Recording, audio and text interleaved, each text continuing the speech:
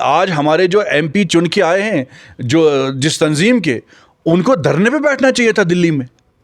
आज उनको पूरा पार्लियामेंट की दीवारें हिलानी चाहिए थी कि भाई आपने हमें रखा था। इस चिनाब वैली में, चिनाब खित्ते में, अगर हम सेकुलर वोट की बात करें तो 7 लाख से जायद सेकुलर वोट था और लोग बहकावे में आ गए। हमें बदनाम किया गया कि ये बीजेपी के साथ हैं आज़ाद साहब। हालांकि वो क्लियर भी हुआ, बाद में हमने इंजीनियर साहब को सपोर्ट किया और बीजेपी ने कहा कि हमारा सपोर्ट जो है वो अपनी पार्टी को है। आज़ाद साहब को तो बेफजूल बदनाम किया गया और लोग जज्बात में आ गए और उस शख्स को वोट दिया जिस शख्स ने आपकी कौम की बच्ची के कातलू रेपिस्ट का साथ ने उसको वोट दिया और ये कहा कि आज़ाद साहब गलत है। जिस आज़ाद साहब ने इस चिनाब खित्ते के लिए क्या कुछ नहीं किया, पहाड़ों को चीर के सड़कें बनाई, मेडिकल कॉलेज दिए, यूनिवर्सिटियाँ दी, बाग बनाए, डिस्ट्रिक्ट्स दिए, तहसीलें दी, नियाबतें दी, रोज़गार दिया, क्या कुछ नहीं दिया चिनाब वैली को। आज़ाद साहब पे कितने तोहमतें लगाएं, इल्ज़ाम लगाएं, लेकिन बर्बाद हम ही होंगे। जम्मू कश्मीर में सियासी सरगर्मियाँ जो है वो शुरू हो चुकी है, लेकिन मैं आपको बता दूं कि जम्मू कश्मीर की जो सियासी पार्टियां हैं या दीगर पॉलिटिकल पार्टीज़ की हम बात करें तो तमाम लोग इंतज़ार कर रहे हैं कि जम्मू कश्मीर में कब असम्बली इंतखाबात होंगे। लेकिन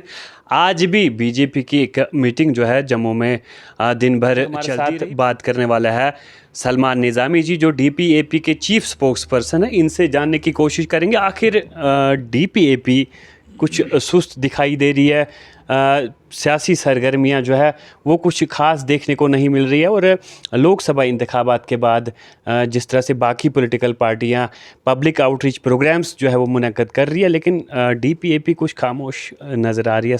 देखिए सुहेल साहब, जिस तरीके से लोकसभा के इंतखाबात के बाद जो रिज़ल्ट सामने आए और उसके बाद जो हाल ही में एक फ़ैसला लिया गया मरकज़ी हुकूमत की तरफ से कि गवर्नर साहब को जो है मज़ीद पावर्स दिए जाएंगे, तो उदासी है, खामोशी है और लाजमी भी है, क्योंकि जिस तरीके से 5 अगस्त 2019 को आर्टिकल 370 हमसे छीना गया, उस वक़्त ग़ुलाम नबी आज़ाद साहब ने आवाज़ उठाई थी और धरने पे बैठे थे पार्लियामेंट में।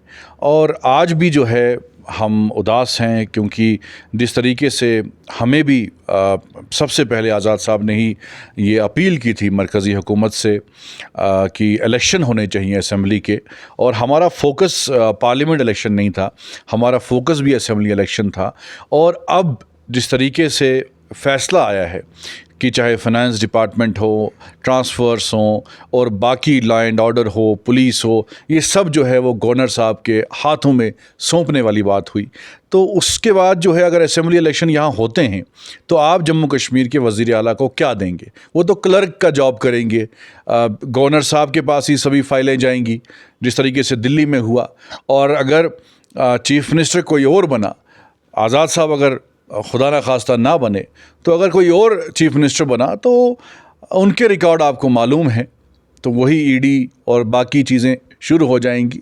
तो हम चाहते थे कि हमारा भी यही मकसद था। आज़ाद साहब ने दिल्ली इसलिए छोड़ा, हिंदुस्तान की सियासत इसलिए छोड़ी, जम्मू कश्मीर के लोग इस मुसीबत में थे। क्योंकि आज़ाद साहब ने जब उनकी रिटायरमेंट का वक्त था, उस वक़्त आपने सुना होगा कि हर तंजीम ने आज़ाद साहब को ऑफ़र दिया कि आप राज्यसभा के यहाँ मेंबर बनिए। और जब हमने कांग्रेस छोड़ी उसके बाद आज़ाद साहब ने ये भी कहा कि मुझे काफ़ी ऑफ़र्स आ रहे हैं, तो मैं क्या करूं? तो मेरा ज़मीर मुझे इजाज़त नहीं देता कि मैं जम्मू कश्मीर के अवाम को जो इतने सालों से इस मुसीबत में हैं, तो मैं उनको जो है बेसहारा छोड़ दूं। तो इसलिए आज़ाद साहब ने हर कोशिश की, चाहे लैंड एविक्शन ऑर्डर आया, आज 70 लाख लोग जो हैं बेघर होते अगर आज़ाद साहब ने आवाज़ नहीं उठाई होती और आज़ाद साहब ने जो है मरकज़ी हुकूमत को मजबूर नहीं किया होता कि वो बुलडोज़र रुक गए। तो आज़ाद साहब ने पार्लियामेंट में हमेशा लड़ाई लड़ी जम्मू कश्मीर की आवाम की। ये देखिए, इस्लाम को हूँ या कहीं भी किसी धर्म को आप देखें, अगर कौम की बर्बादी होनी होती है तो वो कोई बाहर का शख्स नहीं करता, वो कौम के लोग खुद ही अपने आप को बर्बाद करते हैं। यहाँ एक सेंटिमेंट और इमोशंस का इलेक्शन लड़ा गया। उस शख्स को मैं देखूँ, आज हम बानिहाल में हैं, हमारे इस चिनाब वैली में, चिनाब खित्ते में, अगर हम सेकुलर वोट की बात करें तो 7 लाख से जायद सेकुलर वोट था और लोग बहकावे में आ गए, हमें बदनाम किया गया कि ये बीजेपी के साथ हैं आज़ाद साहब। हालांकि वो क्लियर भी हुआ, बाद में हमने इंजीनियर साहब को सपोर्ट किया और बीजेपी ने कहा कि हमारा सपोर्ट जो है वो अपनी पार्टी को है। आज़ाद साहब को तो बेफजूल बदनाम किया गया और लोग जज्बात में आ गए और उस शख्स को वोट दिया जिस शख्स ने आपकी कौम की बच्ची के कातलू रेपिस्ट का साथ दिया। ये वही लाल सिंह है और लोगों ने उसको वोट दिया और ये कहा कि आज़ाद साहब गलत है। जिस आज़ाद साहब ने इस चुनाव खित्ते के लिए क्या कुछ नहीं किया, पहाड़ों को चीर के सड़कें बनाई, मेडिकल कॉलेज दिए, यूनिवर्सिटियां दी, बाग बनाए, डिस्ट्रिक्ट्स दिए, तहसीलें दी, नियाबतें दी, रोज़गार दिया, क्या कुछ नहीं दिया चिनाब वैली को। देखिए, आप बार बार ये चीज़ें दोहराते हैं कि हम अगर इलेक्शन लड़ेंगे या हमने इलेक्शन में हिस्सा लिया, लोकसभा इंतखाबात की बात कर रहा हूँ मैं, आपने बार बार कहा कि हम डेवलपमेंट पे लड़ रहे हैं। जो खिताई चनाब, न सिर्फ खिताई चनाब बल्कि पूरे जम्मू कश्मीर में आज़ाद साहब ने की, लेकिन इस चीज़ को रद्द किया जा रहा है। जिस तरह से कांग्रेस कारकुनान का ये मानना है कि कांग्रेस ये तमाम काम कर रही थी और आज़ाद साहब तब कांग्रेस में थे। देखिए, कांग्रेस इतने सालों पर यहाँ हुकूमत क्यों नहीं कर पाई? जब आज़ाद साहब थे वो एक सीट यहाँ जम्मू कश्मीर में कांग्रेस की थी। जब आज़ाद साहब पीसीसी सदर बने, उन्होंने मेहनत की, उनका एक्सपीरियंस था, उनकी छवि साफ थी, कोई करप्शन के इल्ज़ामात उन पे नहीं थे। आज तक आज़ाद साहब पे कोई भी नहीं कह सकता कि आज़ाद साहब ने किसी से 1 रुपया किसी काम को करने के लिए लिया। कोई एलिगेशन उन पे नहीं है। उनके घर क्यों नहीं ईडी पहुंचती है? जो बाकी स्कैम जिन्होंने किए हैं उनको तो हर रोज़ कोई ना कोई नोटिस जा रहा है। आज़ाद साहब का तो रिकॉर्ड एफिडेविट सामने है ना, कोई उन पे इल्ज़ाम नहीं है। आज़ाद साहब ने सबके लिए काम किया, डेवलपमेंट की। बदकिस्मती हमारी आवाम की है, कौम की है, क्योंकि जिस तरीके से आज़ाद साहब की ख्वाहिश थी वो आज भी है कि भाई मैं इन गरीब लोगों को, अगर मेरे को पिछली बार एक पार्टी ने धोखा दिया, मुझे 2.5 साल हुकूमत करने का मौका मिला, शायद अल्लाह को ये मंजूर था कि भाई मैं फिर से जो है उनकी खिदमत करने के काबिल बन सकूं। तो लोग जज्बात में आ गए, आज लोग पछता रहे हैं। आज हमें टेलीफोन कह रहे हैं नहीं जी हमने गलत फ़ैसला लिया। अब आपने लाल सिंह को वोट दिया, आज आप पे इतना बड़ा डिसीजन आया। पहले आर्टिकल 370 हट गया, अब एक फ़ैसला आया कि आपकी सभी पावर जो है वो गवर्नर को मिल गई। तो आपको क्या मिला? अब आपने जज्बात में, अनंतनाग में आज़ाद साहब, मैं कहूँ आज चाहे मेरी पार्टी के लोग नाराज़ भी हो जाएं, हम चाहते थे कि आज़ाद साहब पार्लियामेंट जाएं, हम चाहते थे कि आज़ाद साहब इलेक्शन लड़े, लेकिन किन लोगों ने क्या फ़ैसला लिया? हमने मतलब हमारी तंजीम के कई लीडर ने नेशनल कॉन्फ्रेंस को भी रिक्वेस्ट की कि भाई आज़ाद साहब लड़ रहे हैं, हमें जो है शायद साथ में चलना चाहिए और आज़ाद साहब की ज़रूरत है पार्लियामेंट में। और उन्होंने पहले ही अनाउंस कर दिया। अब पीर साहब को अनाउंस किया, आज उनको धरने पे बैठना चाहिए। आज पार्लियामेंट में नेशनल कॉन्फ्रेंस के जो 2 एमपी चुन के आपने भेजे हैं, आपने आज़ाद साहब को जो है कहा कि भाई ये बीजेपी के साथ मिले हैं, झूठे इल्ज़ाम लगाए। आज क्यों खामोश हैं नेशनल कॉन्फ्रेंस के? वोट काटू पार्टी कहा गया आपको। सब झूठा था ना, सब प्रोपेगेंडा था। अब चलिए आपने हमें हरा दिया, आपने जिनको जिताया है आप उनको सवाल करिए कि भाई आज हमारे पावर्स भी ले लिए इन्होंने। आप 370 पे भी नहीं बोले पार्लियामेंट में, अब पावर्स भी नहीं। आज हमारे जो एमपी चुन के आए हैं जो जिस तंजीम के, उनको धरने पे बैठना चाहिए था दिल्ली में। आज उनको पूरा पार्लियामेंट की दीवारें हिलानी चाहिए थी कि भाई आपने हमें रखा कहाँ। वक्त ऐसा आएगा, आप आज़ाद साहब पे कितने तोहमतें लगाएं, इल्ज़ाम लगाएं, लेकिन बर्बाद हम ही होंगे। हमारा क्या बेहतर हुआ मुझे बताइए ना। आपने आज़ाद साहब की तंजीम को बोला कि ये जी बीजेपी के साथ मिले हुए हैं, चलिए हार गए हम, लेकिन आपका क्या फ़ायदा हुआ मुझे बताइए। आपने क्या फ़ायदा, क्या जम्मू कश्मीर को दे दिया आपने? आज उमर साहब ने इलेक्शन हारा, आज वो कहते हैं मैं इलेक्शन नहीं लड़ना चाहता। तो हमने कभी नहीं कहा कि हम बीजेपी के साथ हैं, या हम बीजेपी ने कहा कि आज़ाद साहब बीजेपी के साथ हैं। हमारे इख्तलाफात हो गए राहुल गांधी जी के साथ, जो मेरे ज़ाती भी हैं। उन्होंने एक फ़ैसला ले लिया। आज पूरी कांग्रेस वही बात कर रही है जो आज़ाद साहब ने बात की। आज पूरी कांग्रेस वही बात, आप ही के मीडिया वाले आज ये बात कर रहे हैं कि वहाँ 2 गढ़ बन गए हैं कांग्रेस के। यही लड़ाई थी, हम तंग आ गए, हमने बोला छोड़िए भाई हम अपनी पार्टी बनाते हैं। तो हम कहाँ बीजेपी के साथ थे?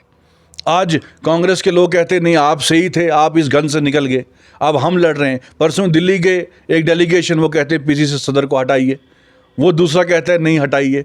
तो आज वहाँ लड़ाई है, लोगों की बात कौन कर रहा है? आज हिंदुस्तान में हर कोने पे मॉब लिंचिंग्स हो रही हैं। किसी कांग्रेस के एमपी ने बात उठाई वहाँ मरकज़ में? राहुल गांधी ने बात उठाई मरकज़ में? कौन बोल रहा है? मेरा सोशल मीडिया चेक करो, मेरा मीडिया चेक करो, आज भी हम आवाज़ उठा रहे हैं, आज़ाद साहब आवाज़ उठा रहे हैं। जब आज़ाद साहब पार्लियामेंट में थे, आपने तो आज़ाद साहब को पावर ही इख्तियार ही नहीं दिया, आपने आज़ाद साहब को ही गलत ठहरा दिया। अब आपने जिसको चुना, जिसको वोट दिया, आप उससे सवाल करिए ना। बीजेपी ने तो करना ही है, वो सेंटर ने तो करना ही है। वो तो देखिए, अब वो पावर में हैं, वो तो 5 साल के लिए आ गए। अब ये फजूल बात होगी कि भाई इनकी सरकार जो है शायद 1 साल रहेगी, 2 साल, वो आप अपने आप को बेवकूफ़ मतलब बेवकूफ़ी वाली बात कर रहे हैं आप। वो 5 साल के लिए आ गए, लेकिन आप क्या कर रहे हैं? आप मुझे बताइए ना। आप जम्मू कश्मीर में इतना बड़ा फैसला सेंटर लेवल का हुआ, आज़ाद साहब ने तो सही कहा कि अब इलेक्शन लड़ने का फ़ायदा क्या है भाई? आप आज़ाद साहब को पार्लियामेंट में भेजना चाहते थे तो डोडा, किश्तवाड़, ये जो उधमपुर कठुआ कॉन्स्टिट्यूंसी से आपने कैंडिडेट के तौर पर उन्हें क्यों नहीं उतारा? वो हमने पहले अनाउंस कर दिया था, सरोड़ी साहब का नाम अनाउंस कर दिया था। फिर पार्टी ने कहा, पार्टी ने फैसला लिया था कि भाई हमें आज़ाद साहब को इलेक्शन लड़वाना चाहिए। और जिस तरीके से हालात बन गए, जिस तरीके से एक मजहबी माहौल बन गया, मियाँ साहब हम उनका एहतराम करते हैं, लेकिन मजहब के सामने हम भी फेल हो गए। अब मुझे बताइए, एक तरफ से लोग इमोशंस की पॉलिटिक्स में बहक गए, लेकिन सियासतदान जो है, सियासतदान वो होना चाहिए जो आपके अवाम के मसले जो है पार्लियामेंट में उठाए। अब 2 आपके एमपी आपने भेजे पार्लियामेंट में, एक जो एमपी है उनको मालूम ही नहीं था कि मुझे किस सब्जेक्ट पे बात करनी है, उनको स्पीकर साहब ने बच्चा कह के बिठा दिया।